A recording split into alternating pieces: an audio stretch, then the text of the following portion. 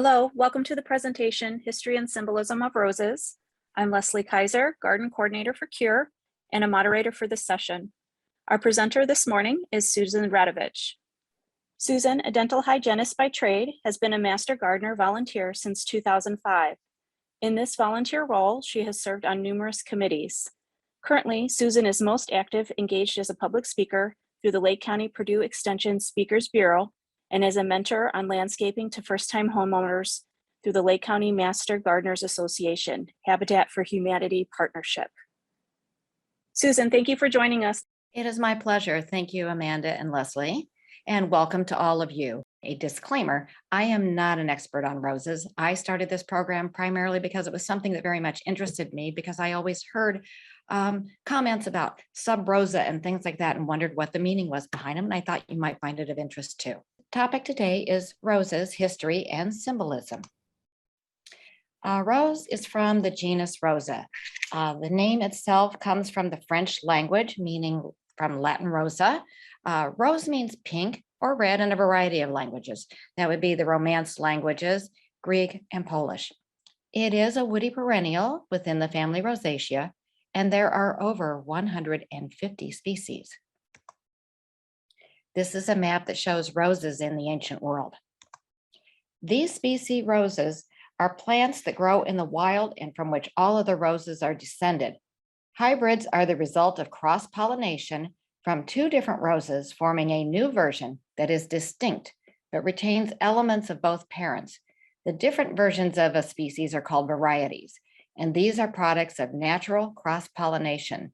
The varieties that are specifically developed by hybridizers are called cultivars, and this results in over 1,000 different roses to classify. 40 million years ago, a rose left its imprint on a slate deposit at the Florissant fossil beds in Colorado. Oregon and Montana have fossils for roses dating back 35 million years. So the cultivation of the roses most likely began in Asia, specifically in China, around 5,000 years ago. The Eocene epoch is about where they think. Roses grow wild as far north as Norway and Alaska, and as far south as Mexico and North Africa, but no wild roses have ever been found to grow below the equator. Rosa gallica. It is the oldest rose identified today. Traces appear as early as the 12th century BC. It bloomed wild throughout Central and Southern Europe and Western Asia.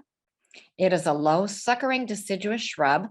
If you're not familiar with deciduous, that means it loses its leaves each year rather than say like an evergreen or something like that. It blooms once in the early summer, and it's also known as the Gallic rose, the French rose, or the rose of Provence. You will find that they have numerous names for the same roses. Rosa damascena. It is commonly known as the damask rose. Sometimes it's also known as the Rose of Castile. Its ancestors were native to the Eastern Mediterranean. It was probably brought to Western Europe by the Crusaders, and this one is well known for its fragrance. It is a rose hybrid, and it blooms once in midsummer. Rosa damascena, the variety is semflorens. It is a North African variant of the Rosa damascena. And it's believed to be a cross between Rosa gallica and Rosa moschata, which is the musk rose. This was the only repeat bloomer in the Western world at that time, in the midsummer and would bloom again in autumn. The pictured one is a variety called autumn damask. Rosa alba. Alba roses are hybrids whose antiquity may go back farther than the Roman Empire. Dr. C.C. Hurst theorizes that albas are derived from the dog rose, Rosa canina, and the damask rose, Rosa damascena. They only bloom in the early spring in the late spring or the early summer.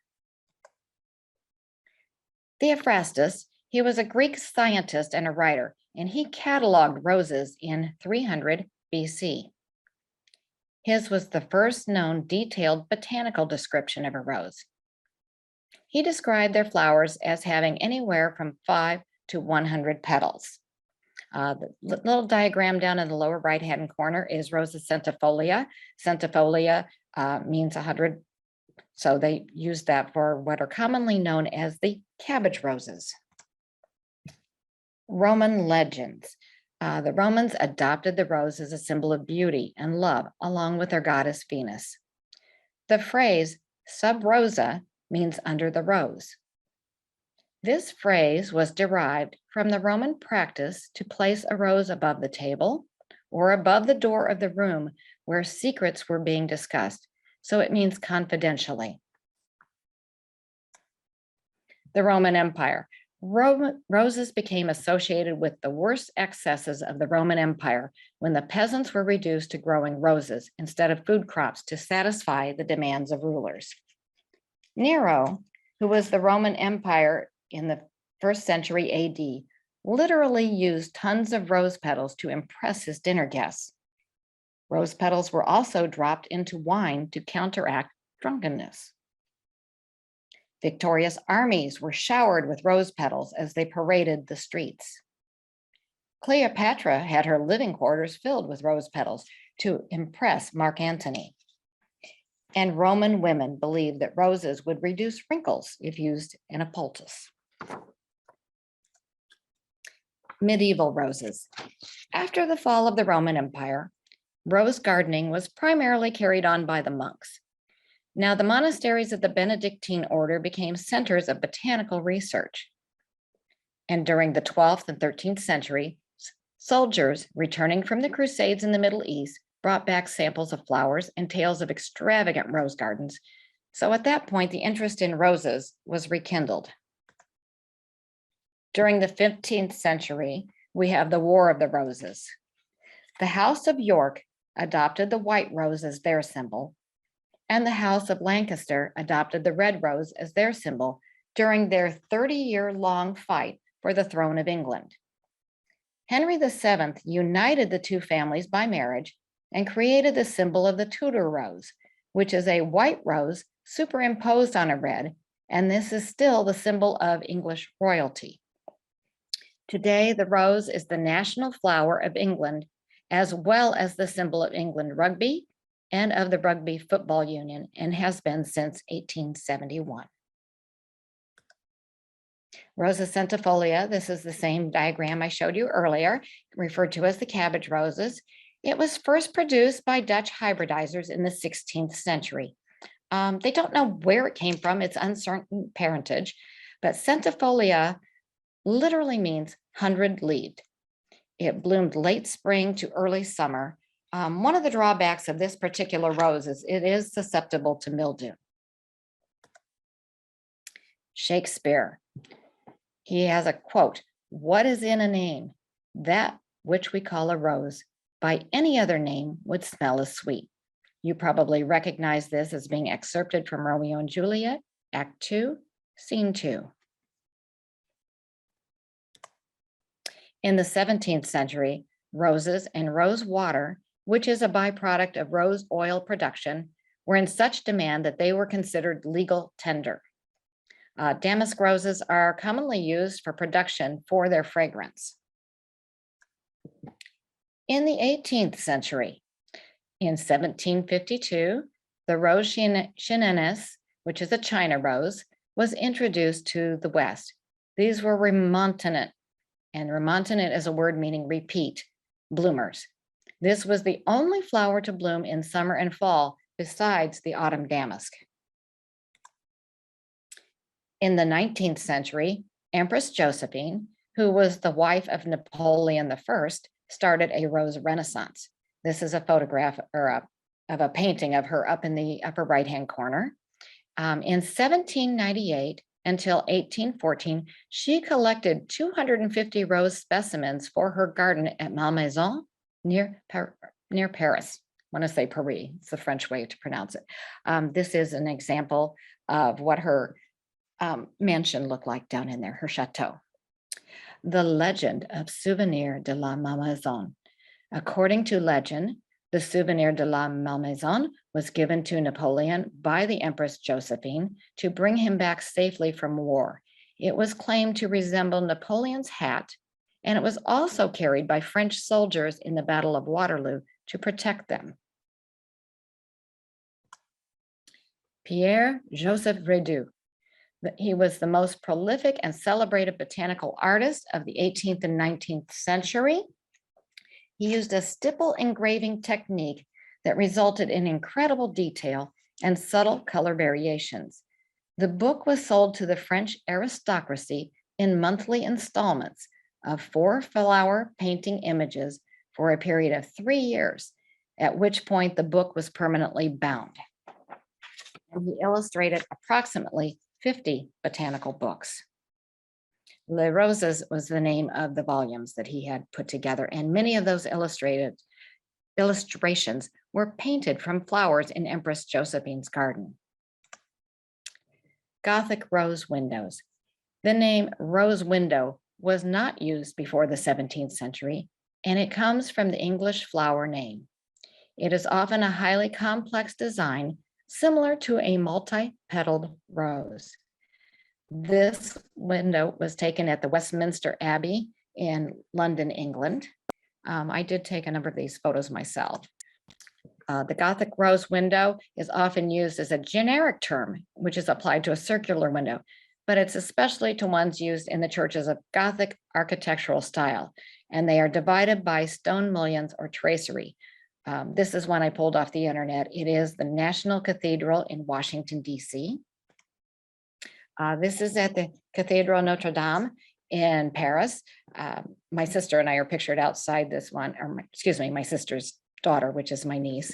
We are outside Notre Dame there, and you can see the very detail of the concrete and stone tracings and everything so forth that go up to hold it in place. And then the picture on the right was taken from inside with the sun shining through it. And you can see the very, very elaborate stained glass that was used to construct the presentation.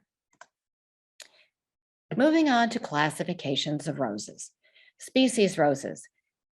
These are relatively simple, 5-petaled flowers followed by very colorful hips that last well into winter. They are good at providing winter interest and food for the birds. In the photo on the right, you can see the flower bloom. That little ball type thing that you see off to the left is the rose hip. Rosa rugosa is one of the most popular. The species roses are widely hybridized, and wild species roses usually bloom once in the summer. Old garden roses. Old garden roses grow in several shrub and vine sizes. They often have a perfume that you don't find in today's modern roses. This class of roses are usually white or pastel in color, and they are often called the antique roses. Several groupings in this classification include the China roses, the damask roses, the bourbon roses, and moss roses. A lot of times you can find moss roses very easily at most of the garden centers when you visit today. Then we move on to the modern roses. This is any rose that was identified after 1867. Now, the old garden roses are the predecessors of the modern roses. The modern rose is a result of crossbreeding the hybrid tea with the polyanthus. Now, polyanthus is a variety of a primrose. The tea rose was so named because of the tea-like scent of the foliage. It was also valued for its foliage that is resistant to the mildew. The colors are very rich and vibrant and varied. And then we have several classifications in this. We have the hybrid tea, the grandiflora, the floribunda. Let's talk about roses in the New World.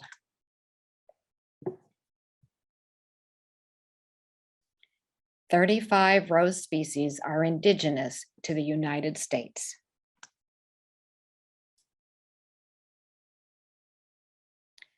Rosa virginiana was the first American species mentioned in European literature.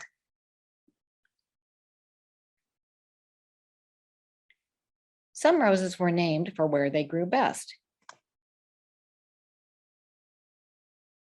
Rosa carolina, also known as the pasture rose. Rosa cerejera, the prairie rose.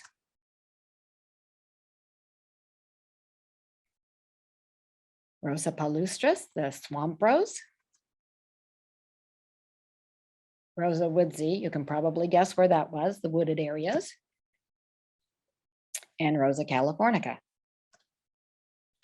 I'm going to do a little insert in here. This was not in my original program, but Amanda and Leslie have asked me to include a little bit about growing the roses. So I have put together a very brief synopsis to try to help you. If I went into this in depth, we'd have another whole program in and of itself. But I'm going to call this the Beginner's Guide to Growing Roses. The first thing you want to do is start with roots. You can purchase container grown plants. You remove the container and you plant as directed. So that's basically, you're going to go to your local garden center, you're going to go to Home Depot, you're going to go wherever you are, and you're going to pick out the one you like, the directions are on the tag, and you plant it. Another way that you can do it is you can purchase bare root roses. Those are available online. You can get them from places like Jackson and Perkins and places like that. The advantage is you have more varieties that are available with easier shipping from the grower as they arrive without the soil. So they are much lighter. Many years ago, I ordered 2 rose trees. They arrived in a long, narrow box, and the top of it and the bottom looked almost the same, except you have the roots at the bottom and you have the canes at the top. You see an example of that on the right-hand side. If you're getting a rose tree, the stem or the graft or whatever you want to call it in the center is much longer than this is. When they arrive, you open the package and you soak the roots overnight in a bucket of water before planting. And then you go ahead about the instructions of planting them, and I will follow on that a little bit more in a minute. These bare root plants will need a little bit more water until they're established than the ones that are in the container, but they're still very easy to accomplish.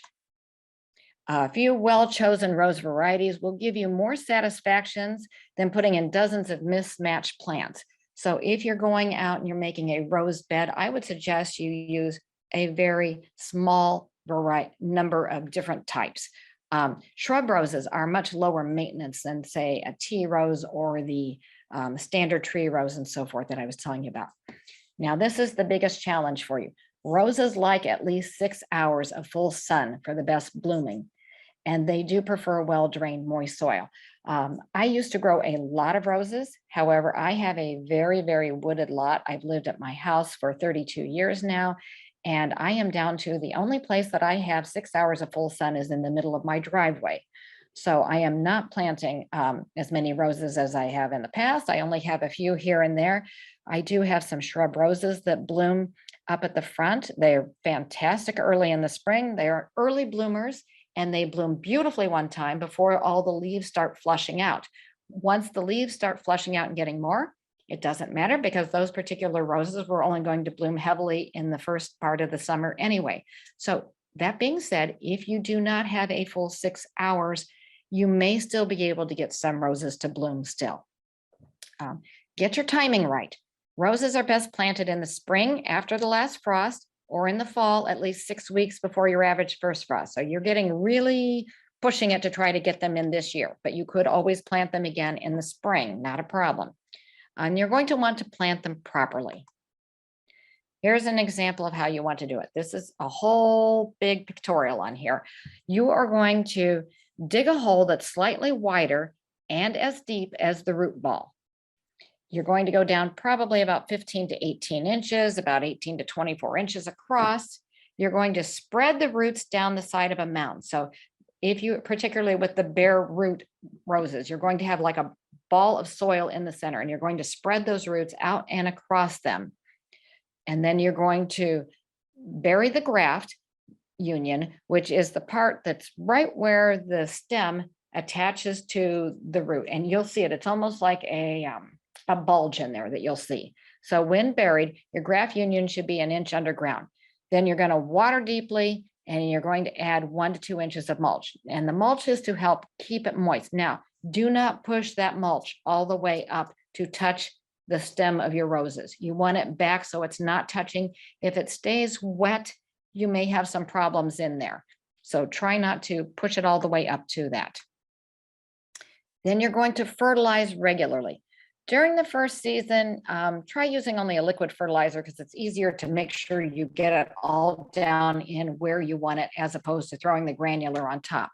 You will begin when you see 4 to 6 inches of new growth, and you can see the first real leaflet. And when I say a leaflet, it's not a leaf. It's like a stem and it will have 5 to 7 little leaves on it. That's considered a leaflet.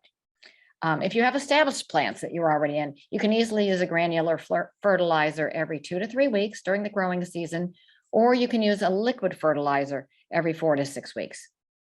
Now, many rose enthusiasts swear by fertilizing with Epsom salts to encourage new cane development. The cane development are what some of you might think of as branches, and you also will get lusher green leaves.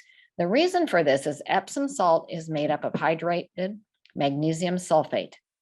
If you decide to do this, apply it by sprinkling around the soil of the rose at a rate of 1 tablespoon per foot of height of the rose, and then water thoroughly.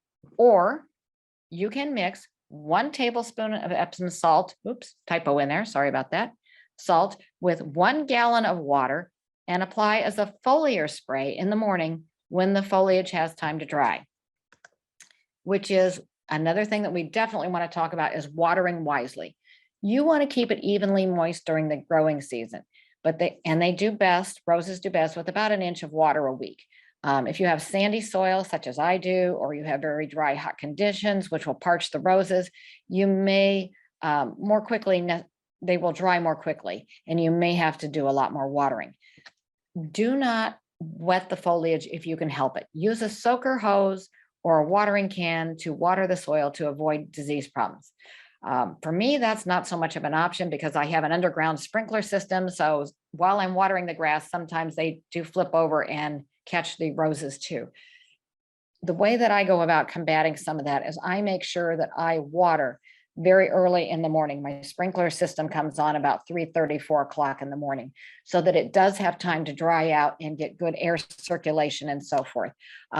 If you have a lot of water, particularly if you're watering in the evening and the roses stay wet and the leaves stay wet, you'll be more likely to get diseases in them. So that's why you want to avoid wetting the foliage. Pruning them.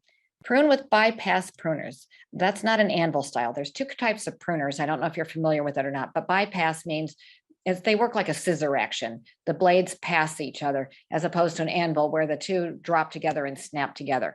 You only want to use anvil style pruners if you're cutting up dead wood or something like that. If you are working with living tissue, use the bypass pruners. They also sell rose gloves. Those are real heavy leather, and you use those to protect yourself from the thorns. You will see that I have thorns in quotation marks, and I will talk about that later because these are not actually thorns. Major pruning should be done in the spring. The roses can be cut back hard, but don't remove any more than 1/3 to 1/2 of the overall growth so that you don't shock the plant. You can lightly prune all season to keep them well groomed. Some varieties of the reblooming roses actually require deadheading, which is cutting off the spent blooms to encourage reblooming throughout the season. If you are cutting them back, you cut back to the first 5 leaflet stem to promote regrowth. There are some roses that are what we call self-cleaning, and that means they don't grow the rose hips, which those are the orange balls that I showed you on the other, so no deadheading is required. Hybrid tree roses should be pruned into an open base shape. Make your cuts at an angle that sends the new growth outward so as to avoid crisscrossing branches. Shrub roses are pruned to be uniform in shape, so those are cut more evenly throughout. Always when you are pruning the roses, you want to try to keep your branches from crisscrossing. If they are crisscrossing, when the wind blows, they rub against each other, and that can open up the tissue and cause diseases and things to go into that. So try to keep your branches in an open pattern. Keep your plants healthy. You want to choose disease-resistant varieties. Common afflictions that include powdery mildew, that's caused by hot days and cool, wet nights. Another common problem with roses are black spot. This is a waterborne disease, and that causes defoliation. In both of these instances, improving the air circulation with pruning and watering the soil at the base of the plant and not the leaves will help prevent and treat these problems. Now, some common pests include aphids, Japanese beetles, spider mites, and sawflies. It says most can be controlled with washing the plant with a strong stream of water from a hose. Again, I know I told you not to get the foliage wet, but you can spray it hard or spray it with soapy water or insecticidal soap, neem oil, anything to get rid of the pest, but do it earlier in the day so it has a chance to dry. Japanese beetles can be a real big challenge. When I had my 2 standard roses that I had in the tree roses that I had in the containers, I had those for probably about 8 years before I finally gave up and just threw them out because the Japanese beetles would come. I'd have these fantastic looking roses and the Japanese beetles devoured them. They completely defoliated them. The easiest way that I found to get rid of the Japanese beetles was you get a bucket of sudsy water and you hold it right underneath the leaf, and then you take your finger and you sweep the Japanese beetles off into the sudsy water. They cannot fly. They drown, and then you can dispose of them that way. Mine were so prolific, I just kept having more and more come in, and it was a daily battle where I was sweeping in a bucket full every day, and I finally gave up and just removed them. From my experience, you do not want to hang a Japanese beetle bag because that just drew more Japanese beetles into my yard. All right, returning back. Oh, and something else I should probably talk about that I didn't put a slide in there for is if you want to winterize your roses, you can get on and look online, just Google anything that says winterizing my roses. You can find videos on YouTube and so forth. They'll run about 10 minutes and they'll show you exactly how to do it.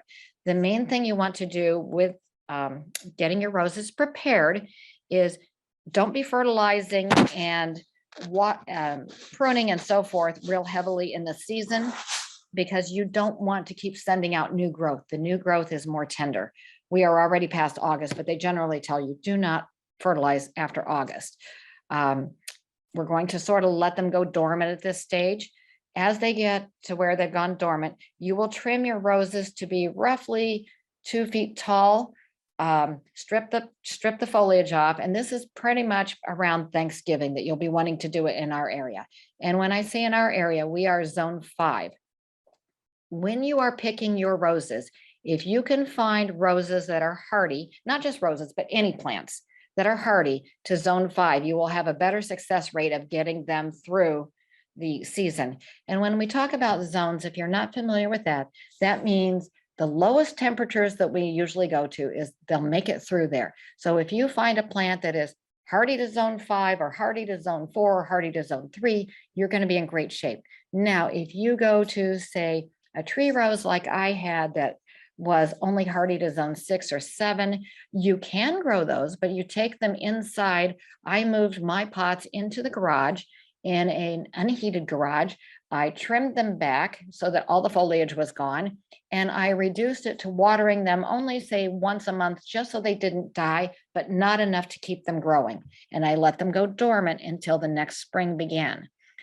When the next spring arrived, then I would start packing them with some moss around the top of it, water that and water the base of it, and put them in a sunny window, and they started blooming out much more quickly than if I waited till I moved them all the way outside in the summer.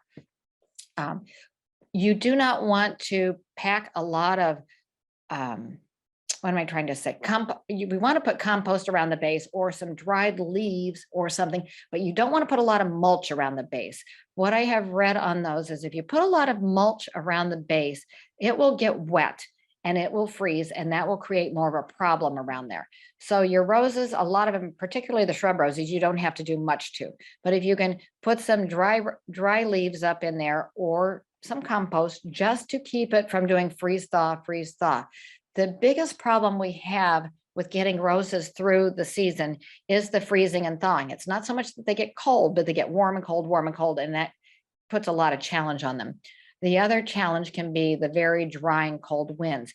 If you have favorite roses and they're kind of out in an area where they're not getting a lot of protection, the other thing you can do is put a couple stakes around your rose plant, run some plastic fencing or chicken wire around that, and then drop the dried oak leaves or something like that in the center. And if you want to protect them even farther, you could put some burlap around that just to keep the dry wind from catching them.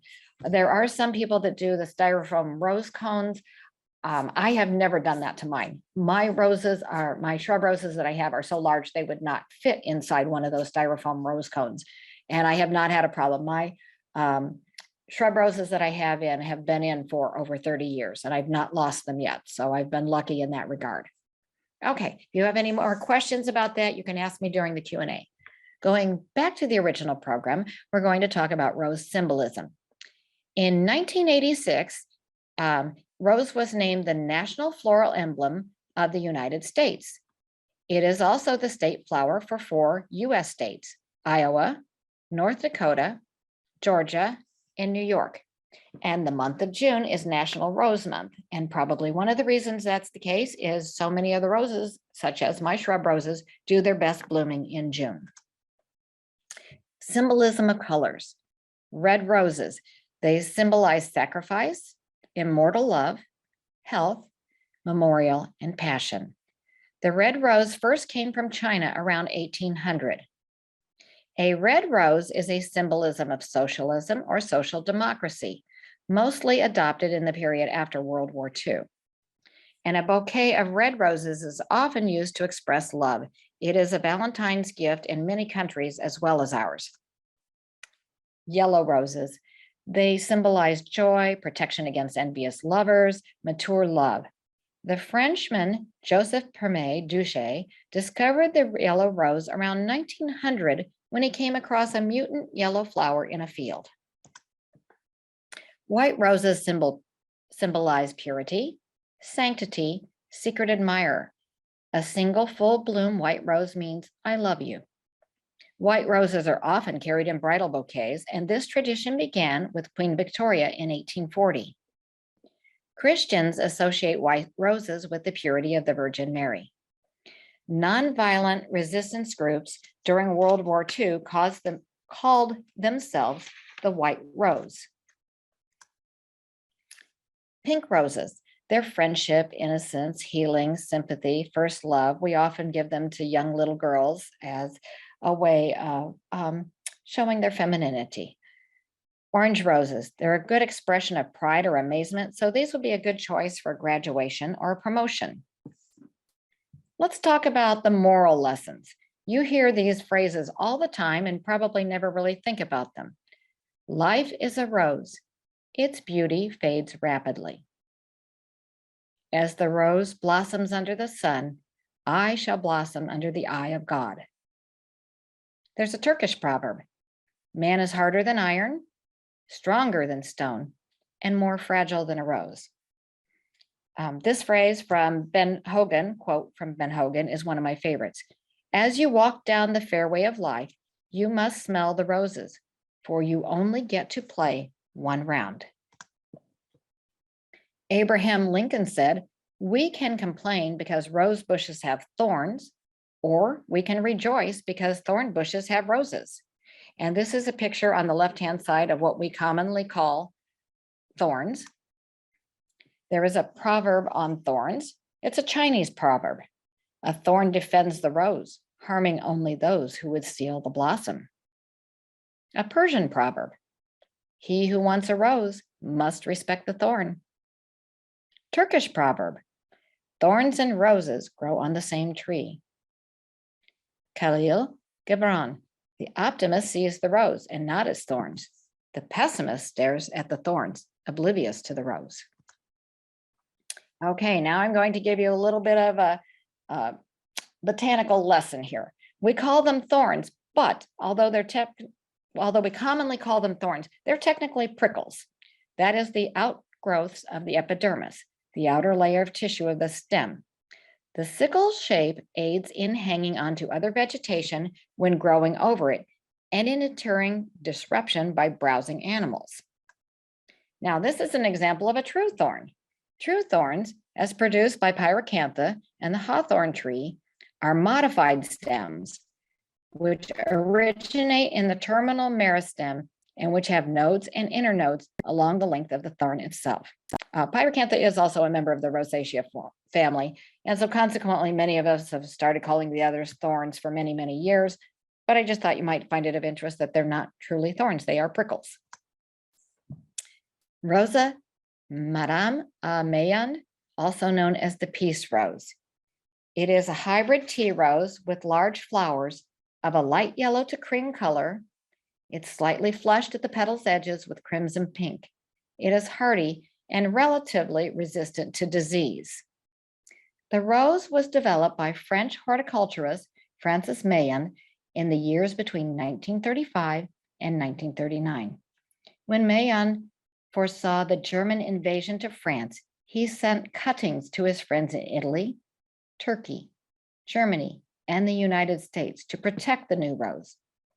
It is said that it was sent to the US on the last plane available before the German invasion, where the rose was safely propagated by the Conrad Pile Company during the war.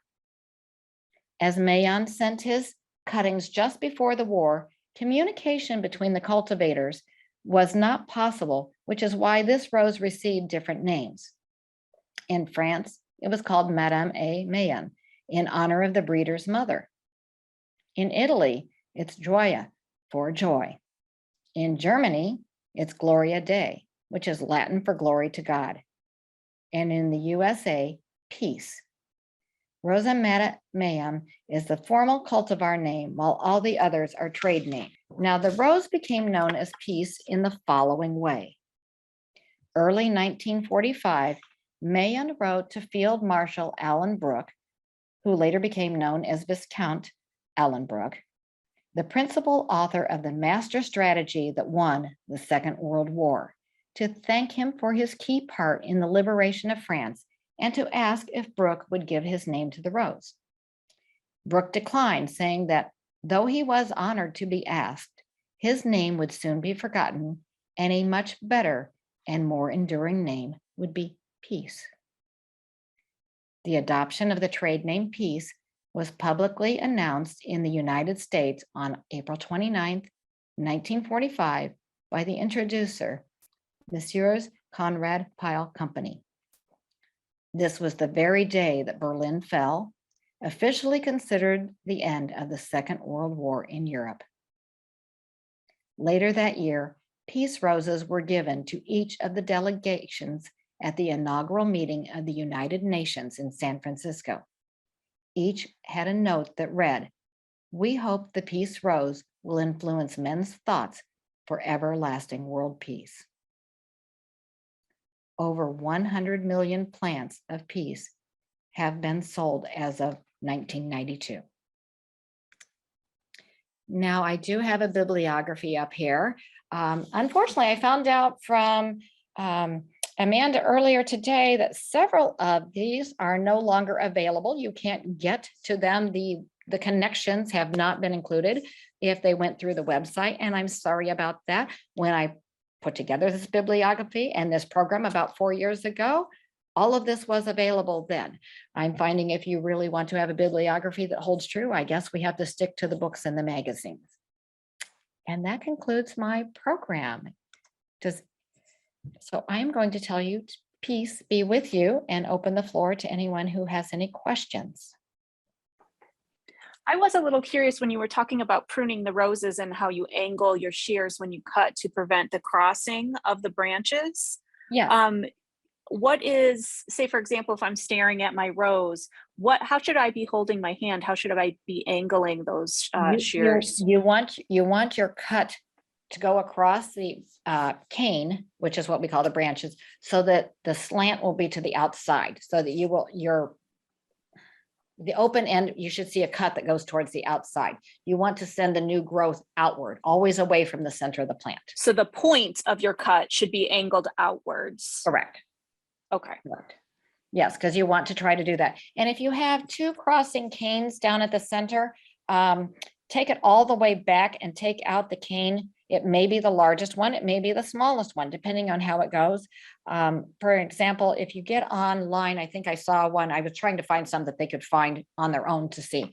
One that I looked at this morning, they actually show you, here's a cane, this one is coming up this way. Either one could be sacrificed, but the one cane was going out and rubbing on a bush next to it. So you would take out the one that would be rubbing on another one. The idea is to try to keep it open and airy as you can. If they're rubbing on each other, they are going to be more likely to get disease because it rubs the tissue. Also, they're going to be more susceptible to mildew and black spot and so forth because it won't dry as well.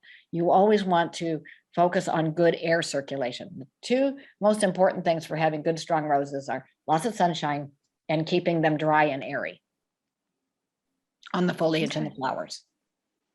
So for our region here in Zone 5, what would you say for somebody who was a novice, who didn't have much experience growing roses, what would be some varieties that you would suggest that would be good for a beginner, that maybe are more resistant to pests, that are easy to prune? Okay, I actually have a magazine sitting in front of me. It was from Indiana Gardening. It's an old issue. This was back from June of 2014. If anybody wants to pull that issue up, and they talk about rugged rugosa roses, tough and beautiful plants for Indiana. So that would be a good one to follow up on, and it gives you several examples in there. So if they can go back and pull that up, I find the shrub roses are the easiest for me. They are very, very forgiving. Like I said, I've had mine out in the yard for 30 years now, easily. They have survived no matter what's happened. I've gotten more shade. I've gotten changed out my garden several times. Some of the ones that were a bit more finicky, I've not had as much luck with. The tree roses, I've had great luck with, provided I took them in during the winter months. I've had, I only dug out one last year. I had a climbing rose, and I finally dug it out and replaced it with something else because while it was absolutely gorgeous when it was blooming, it only bloomed for 2 weeks out of the whole year. And I got tired of looking at the arbor with nothing but green leaves and prickles on them. So a lot of it would depend on, are you wanting a flower for scent? Are you wanting it for cut flower variety? Do you want it for sturdiness? All of those things should be on a hang tag. Always, always, always read the tags on the plants. They will give you a lot of information on. What is your favorite company if you're going to purchase ones that have like the bare roots that you would plant? I like Jackson and Perkins. I had good luck with theirs. Like I said, my tree roses that I got from there, they arrived. I grew them for well over 8 years before I finally gave up and it was nothing to do with their roses. Their roses were still going strong. I just couldn't keep up with the Japanese beetles. Great. Well, thank you so much, Susan. And thank you everyone for joining us today for this session. You are most welcome. Thank you.